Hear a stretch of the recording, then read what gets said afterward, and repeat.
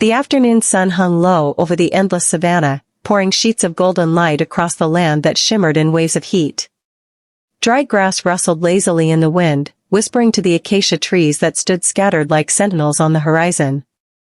A vast emptiness stretched in every direction, broken only by the distant silhouettes of grazing animals and the faint hum of insects that filled the still air. For hours, peace had ruled this ancient landscape, a gentle rhythm of survival, where predator and prey shared the same silence.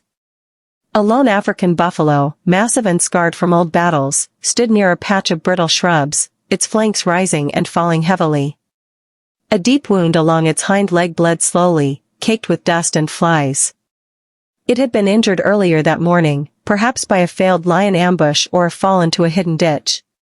The buffalo had limped through the day, searching for shade and water, but as the sun scorched higher, its strength began to fade.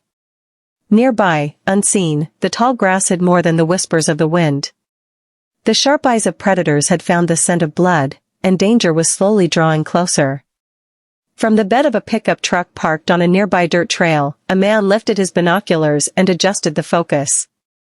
Dr. Eric Lawson, a 40-year-old American wildlife scientist, had been conducting behavioral surveys of buffalo herds for months.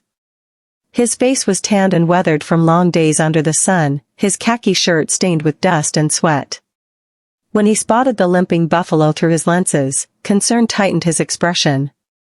He had seen injured animals before, but the way this one struggled to stay upright told him it was in serious trouble. He made a quick note in his field journal, then froze. A ripple moved through the tall grass about 50 meters from the buffalo. At first, it looked like the wind, but then, another ripple followed, and another. The pattern was too deliberate. Eric's pulse quickened as he lifted his binoculars again. His breath caught. Emerging from the grass, sleek and muscular, came a monitor lizard, then another, and another.